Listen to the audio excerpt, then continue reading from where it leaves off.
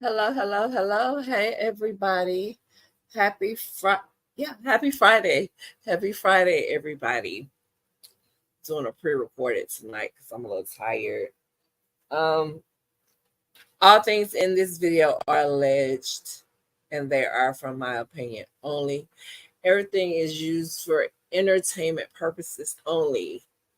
Please like, comment, and subscribe to the channel and let me know what you guys think. Tonight we are talking about Family Empire Houston. This is season 1, episode 4, Kara Meltdown.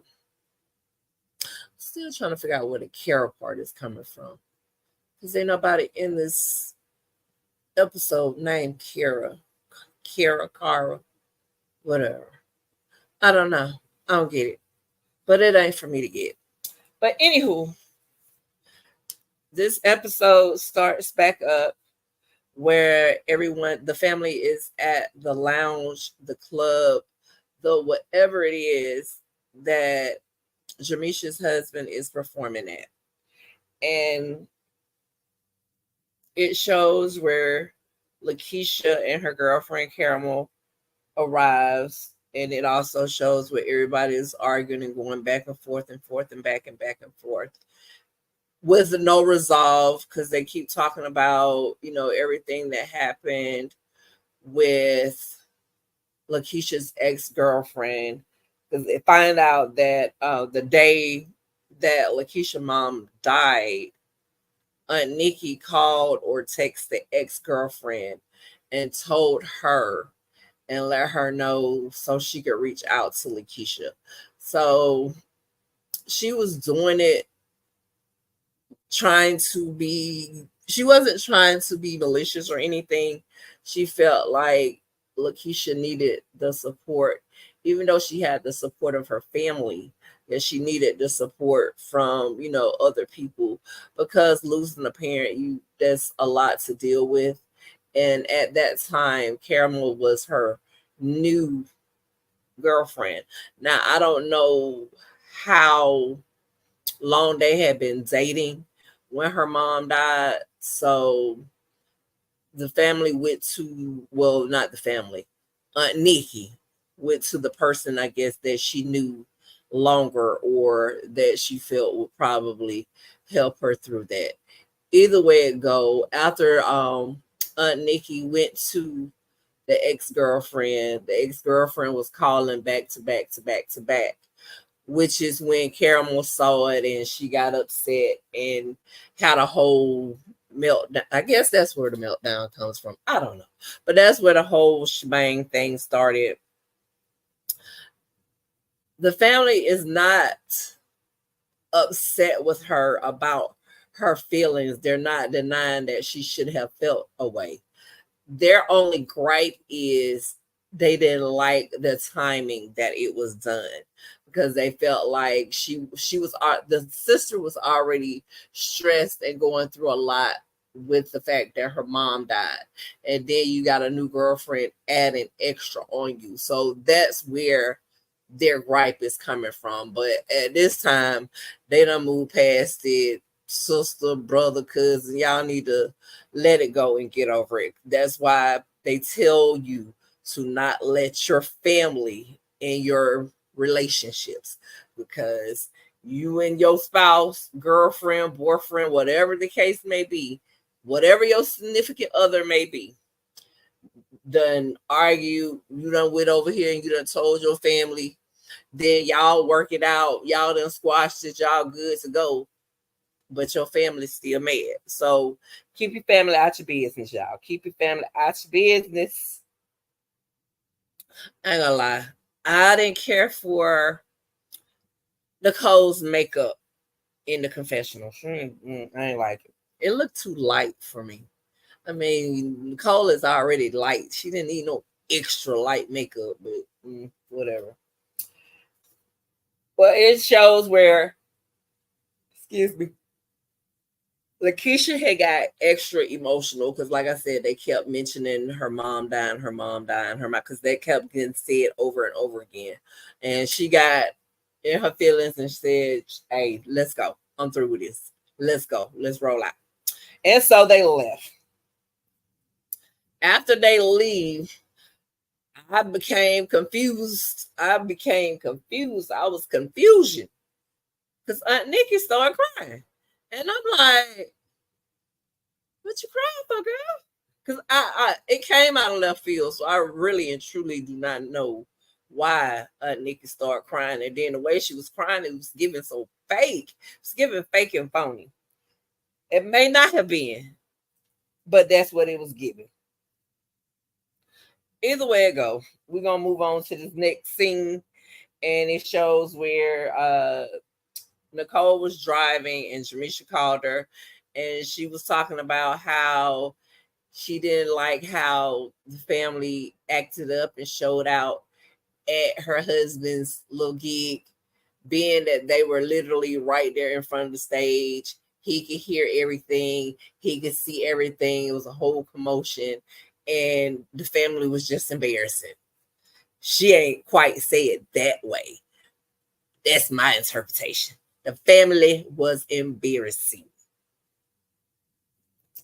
But we being honest, Jamisha, you was right there with him. You try to keep it quiet for a minute, but you were right there with him, homegirl. You were right there with him. And they mentioned doing therapy, and Nicole is actually headed to Quita's house so she can get with Chris so they can discuss this contract. Next thing we see is going to be where Aunt Nikki is not Quita. Nicole gets to Quita's house and they start talking about Aunt Nikki, and it was like Aunt Nikki's feelings were hurt because it was insinuated that she was the one that caused the conflict between Lakeisha and her girlfriend at the time. Even though technically, Aunt Nikki, you did, but you know, it is what it is. So they were thinking, because Quita was like, she wanted to know if Caramel was Caramel's real name or is that her stripper name. Quita said that was her stripper name. So now, since they know a Caramel, Quita said she got to get her a new stripper name. She got to get, baby girl got to get her a new stripper name because they done found a real Caramel in real life. So, baby, you need, that can still be your stripper name. Shoot. But now she's talking about moving on to Delicious, baby. Somebody got that name too, Quita. Somebody got that name too. Shoot. But anyway, they were sitting there and they was talking about how Aunt Nikki just started crying, and they were said, you know, she was really emotional because of what happened. And of course, Quita gonna imitate how her aunt was crying because she was just like, and it gave fake. It really did. It gave me fake. It gave me fake and phony. Hey, it could have been real. I wasn't there, but it gave me fake and phony. But anyway, she told him, Chris, guess he was in the back somewhere. He comes out. They, you know, shoot the breeze talking about what happened at the club, set, whatever that was they was at. They talked about that for a little while. And so he was like, oh, so this is why you came over here to talk to us? And she was like, no, I came over here to talk to you about this contract. And so now he looking crazy, like, what? Because he was like, did you send it to me? She was like, yeah, I sent it to both of y'all. So they both pull it up on their phones. And so she's telling them, since Chris is in the contact creation, she's there trying to give him the media manager position. And baby, she was going through that contract, and I got bored listening to that contract because in my mind, I don't know what he does now, but that contract was giving me it's a lot going on. It's a lot going on. So Nicole was like, he wanted to have control So they were trying to give him control, but they are willing to, they wanted to leave him at the same salary that he's already making. And personally, I don't know if it's fair or not fair because I don't know what he's making now. But at the same time, heck, if me personally, I probably would leave him at the same pay too, because based on what I've been seeing on these last few episodes, he ain't barely in the office. Heck, he ignore y'all every chance he get. Y'all call him asking him to come into the office. He don't answer the calls. He send y'all the voicemail. When you text him, he might respond a week later. Shoot. Boy, please. Shut boy, please. But he feels like it's a slap in his face. And Nicole said, she had called around to get comparables in the area. So the amount that they were giving or offering was comparable to what was in that area for what he do. So we'll see. Next scene, we see Aunt Nikki and Jamisha, and Aunt Nikki asks Jamisha, tells her she's glowing. So she asks her if she's expecting. Baby Jamisha said, expecting what? Some abundance, some joy, some happiness. Baby girl said she ain't expecting nothing outside of that because ain't no babies over here, girl. Don't be speaking that in over her, Auntie Nikki. And Jamisha actually told Aunt Nikki that, well, she was a little hesitant about telling her, but she told her that she felt like she was being extra dramatic at the thing where all the family was the other day. But she also Aunt Nikki tells her she wasn't being dramatic. Her feelings really were hurt. So Jamisha was telling her that she wants to talk to her sisters, her aunts, about the property, because anytime Jamisha get with anybody, she gonna bring up talking to somebody about this doggone land. Baby, she gonna get this land if that's the last thing she do. And she said she's gonna take one of her aunts to a doctor's appointment, so she can talk to her, get a feel of how they feeling, so they can get some one-on-one time, so she could try to let them know what the game plan is, and tell them the benefits of selling the land to them. So Nikki feels that Jamisha needs to tread lightly, because them other sisters ain't quite on board.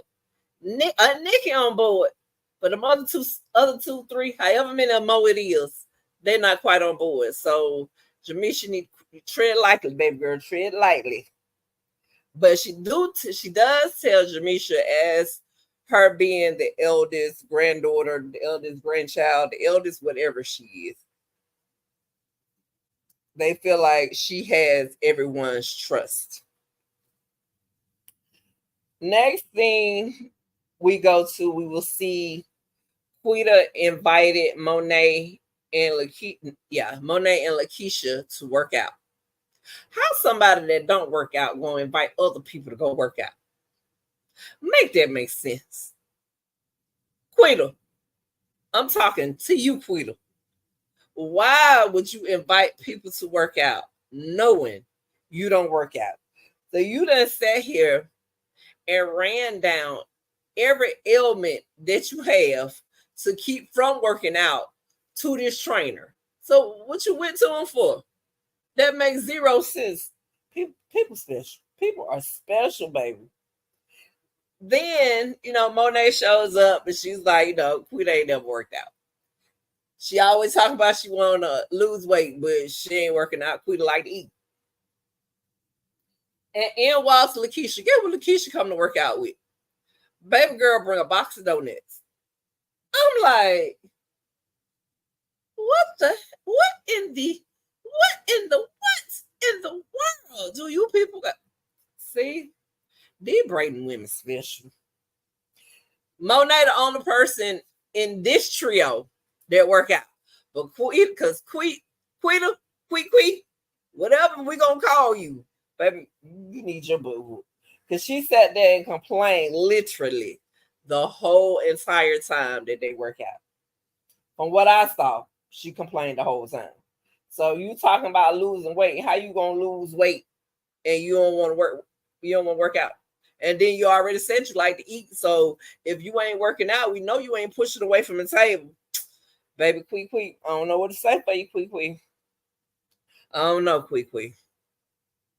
But either way it go, after the workout session is over, why they try to hook Monet up with the trainer?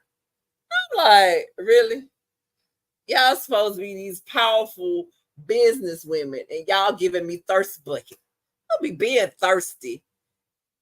Well, technically, y'all weren't being thirsty, but y'all trying to throw people off on Monet. Monet didn't tell y'all she wanted nobody. She damn sure ain't say she want the trainer.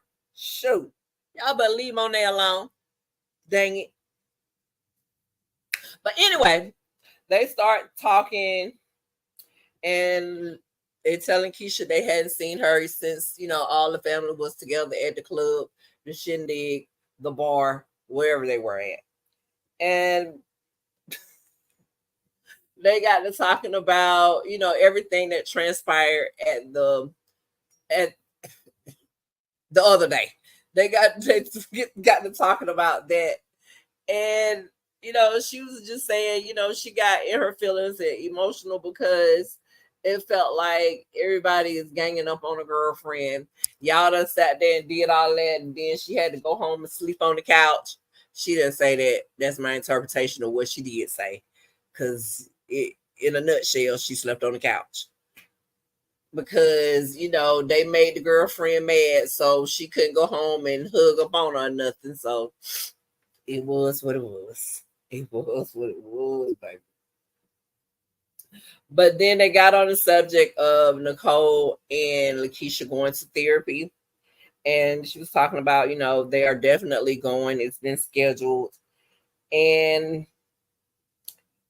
Lakeisha states that she doesn't know how to express her feelings. So she's hopeful that going to therapy will help her in that regard. And it will. You just got to be open to doing it. Because you can't go in there just closed-minded. You got to be open. And from what I see, she's open to that. Because it seems like she wants to heal. But baby, once they go to open up them old wounds, I don't know. Because the way she ran out of there when they was talking about her mom, and they weren't so much just talking about her mom as they kept mentioning the fact that her mom had died. So that ran her up out of there. I can only imagine what therapy gonna do to her. No. But anyway, the next scene is where Nicole is talking to Jamisha and asks has she talked to her brother-in-law, which is Chris. And she's asking because, they gave Chris the contract. She wants to know what Chris's thoughts are in regards to the contract because she has not heard from him. He ain't talking to her. Nicole tries to call Chris. He doesn't answer. She calls him again. He still doesn't answer. So she sends him a text. We will find out later on in this episode that they hadn't heard from him in a whole week before he decides to respond to them.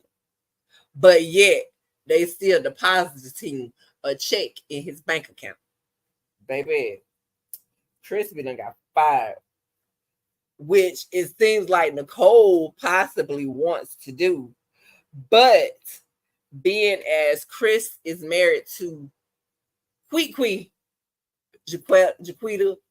whatever, who is actually Jamisha's sister, Jamisha is concerned about taking money from her sister's household. Because, if they cut that rope with Chris, there's going to be less money going to her sister. So that's the part that she's concerned with. She don't want to take away financially from her sister. Me personally, I feel Chris know this.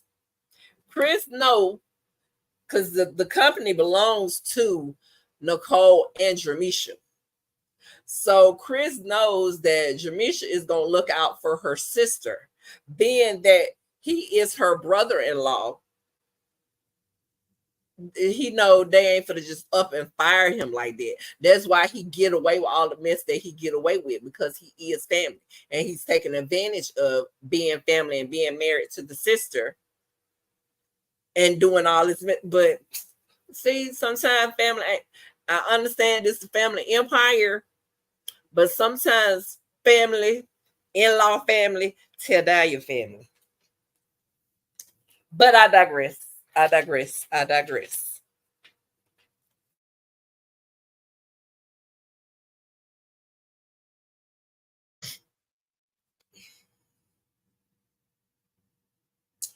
Okay. Evidently, Chris is actually very good at what he does. So they want to continue working with him, but they want him to be more proactive, more involved. And he ain't doing it. Next scene we go to, we'll see where Quita goes to a chef that she's planning something for their anniversary. And she felt the way because she had to plan the anniversary. And she was stating that if she had waited on Chris, nothing would have gotten done. So it just seems like Chris wants to do all these things, but he doesn't put forth that initiative. Because if she's talking about she got to take the lead and everything, what you got Chris for? He's supposed to be the man. He's supposed to be leading you, but it don't look like Chris leading you. That's just the way I look at it. I could be wrong. So since she calls Chris, he said he's 8 minutes away. So while they're waiting on Chris, the little dance instructor shows Kwee how to do a little 2-step, 1-step, whatever that is they were doing. And then Chris shows up. He's over there pulling on the door. Of course, the door is locked. He can't get in. And they over there dancing. Don't know why they ain't seeing, but he over there just pulling on the door. Eventually, the chef sees him. He goes and opens the door for him. Whatever. This episode really didn't give me a whole lot. It gave me boring, but I'm trying. So now Chris comes in and he takes over with dancing with his wife, and he can't dance, but he trying to lead her into doing the dance, and he doing the dance all wrong. So she said this how he doing the marriage. Talking about he wants to leave, but she feel like he ain't doing it right. They let us know that they've been married for 6 years, and he asked her if she's happy.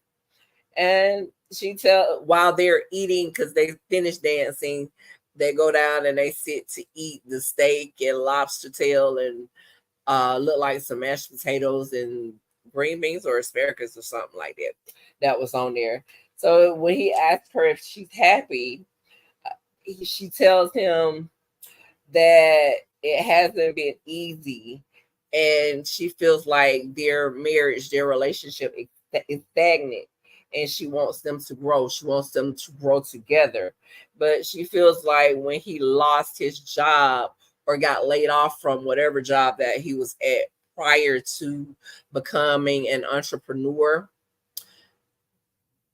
felt like he lost his mojo and he hasn't been able to get that back. Which I don't know if it's part of the problem. I don't know. I still feel like he just getting over because he part of the family. That's just how I feel. So she was telling him about, well, she made the statement, if he wants to be the man, then he needs to lead us. But she's tired of being caught in the middle between the Braden brokerage and her husband. And he was like, well, you shouldn't be in the middle. And she's like, well, how can she not be in the middle? Because the Braden brokerage is part of her family. That's always gonna be her family. Then you got your husband that's sort of kind of working for the braiding brokerage, but at the same time, he over here trying to do his own little thing, but you still getting a check from, you know, your sister and your cousin, and it's just it's giving too much family issues in there. It's giving too much. And I don't even think it's so much as the family can be a bit much, but I feel like the husband is a little complicit in what he does. I don't feel like he's, you know, 100 giving everything that he can give. I really don't. But she asked him if he was going to sign the contract. He tells her that he don't know. He was still thinking about it. He was still processing it. And the last scene we go to, we will see where Nicole is sitting in the office and Jamisha walks in. They let us know that after a week passed, Chris finally sent him a text saying that he was able to meet them today and he was going to come in. Now, mind you, he told them he was going to meet them. So they're sitting in there waiting on him. And he walks in and quick come in too. I'm like, what they doing this at? What they doing this at? Because this wouldn't happen nowhere else.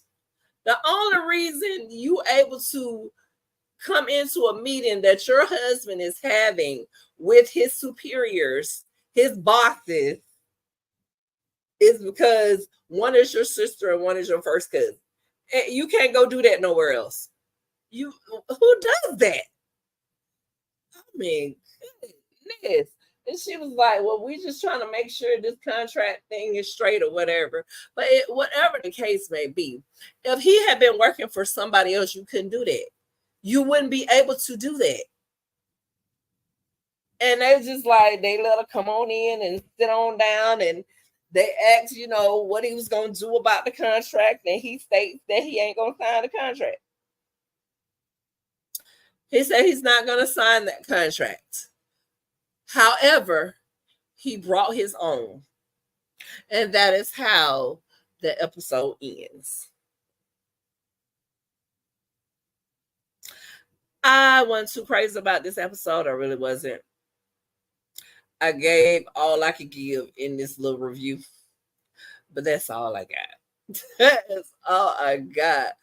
And that's going to be it for me. Please like, comment, and subscribe. Just drop down in the comments and, you know, chat with me. Let me know what you think. And outside of that, you all have a wonderful night. Bye-bye.